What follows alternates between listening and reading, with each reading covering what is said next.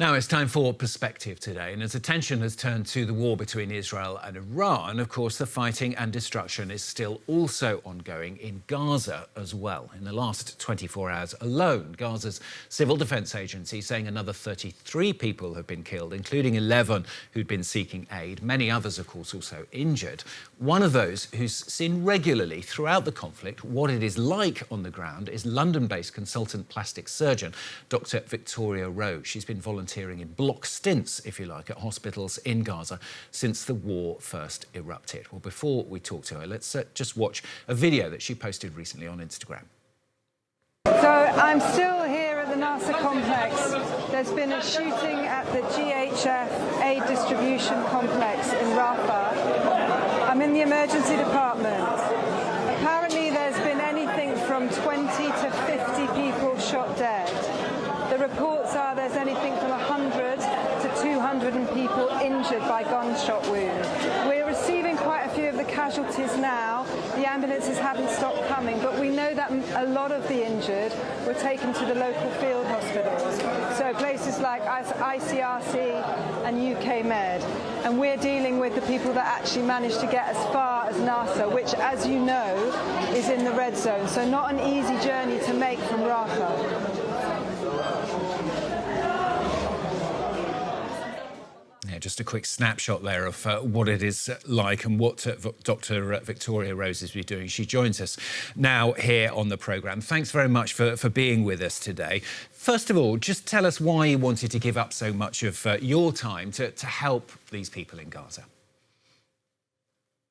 It's quite a long story, really, but I work with two orthopaedic surgeons that run a charity called Ideals.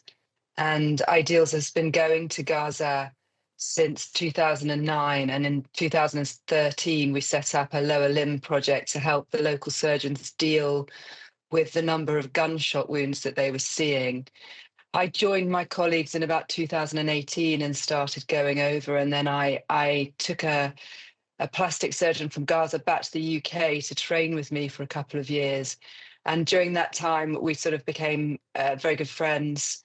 And he left in the February before the war started to take the job of chief of plastic surgery at Shifa. And so in the October, when he started sending me hundreds of pictures of small children with horrific injuries, I had a moment where I thought I need to go and give him a hand because he was absolutely inundated. And luckily, my colleagues had registered the charity as an EMT, and we started going at the end of that year. And my first trip was in the March. And then once you've done one trip, it's very difficult not to go back because there is a real need for plastic surgeons in war zones. And unfortunately, Gaza doesn't have a plastic surgery training program, so it's very thin on the ground when it comes to plastic surgery. I don't know if there is a typical day, but tell us what a typical day, if there is such a thing, might be like. What kind of injuries are you seeing and what kind of people are you able to help? So the days at NASA on this trip started at about 8 o'clock, and we would go to our theatre complex, which was on the ground floor, and we would start operating.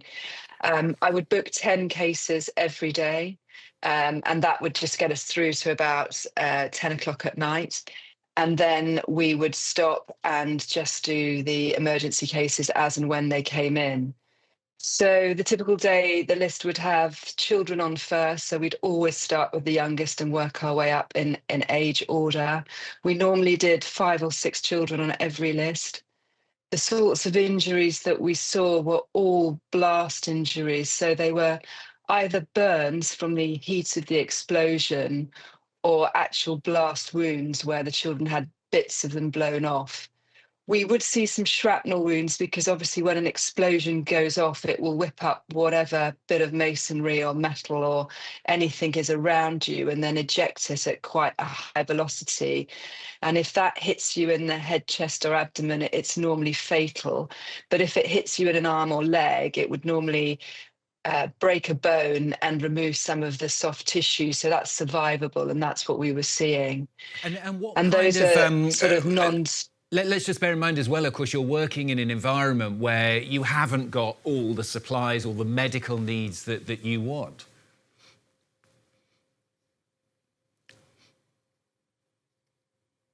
I don't know if you heard my question there. I was saying, obviously, you're working in the kind of environment where it's incredibly difficult because you haven't got all those provisions and those medical needs that you need.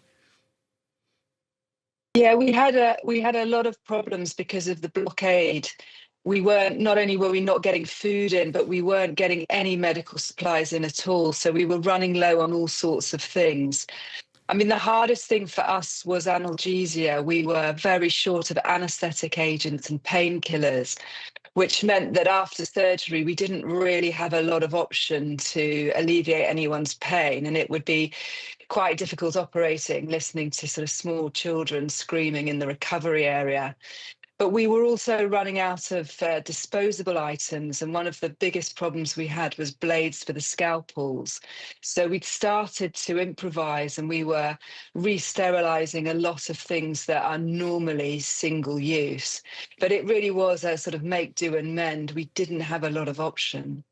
We also hear, of course, sometimes of missiles actually hitting hospitals. I mean, how much of a worry is that while you're there?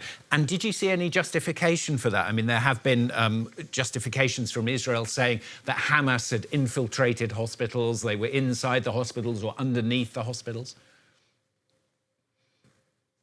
We were more worried on this trip than any other because we were in the active fighting zone, and so the bombing was fairly constant.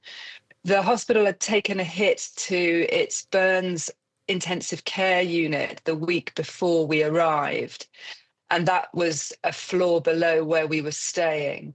And then while we were there, it took a hit to the storeroom, which was the building next to where we were operating. So I think we were definitely more conscious of the fact that we were a target.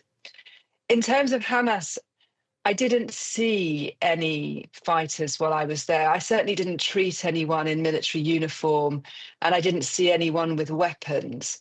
It's difficult to know because obviously they will say that, Hamas are amongst us and we don't know them, but it certainly didn't feel as if we were any form of military command center or anything like that at NASA. And I never saw any tunnels, although, my work was mainly in the operating room. Finally, what's it like emotionally? I mean, just going out there several times, as I know you have, and trying to do your work as best as you can, knowing what these people have been through and knowing what they may go through in the future as well. I think I'd say frustrating is the main thing that it is, particularly at the moment when the news that's coming out does not reflect what I'm actually seeing. I remember on the Sunday of the first GHF food distribution centre, and we were standing in the emergency department, and I had 15 dead people next to me, and the room was just full of people lying on the floor with gunshot wounds. We were absolutely swamped. And somebody from a local London radio had called me, and the first thing they said is, well, Israel have said they haven't shot anyone. And it's moments like that when you think, well, you're not really seeing the true picture of what's going on. And I think a lot of the time, the local Palestinian footage, and there are local Palestinian journalists still filming. I think the shot that you showed of me was one of them filming. They are still trying to get the news out, but for some reason, it's being suppressed and it's often being cited as fake news.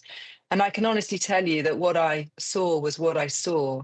And I did see a sort of indiscriminate bombing of the entire population, particularly very young children. Dr. Victoria Rose, thanks very much for coming on and telling us what the situation is there in Gaza. Thanks very much for joining us on the programme. Thank you very much. Thanks.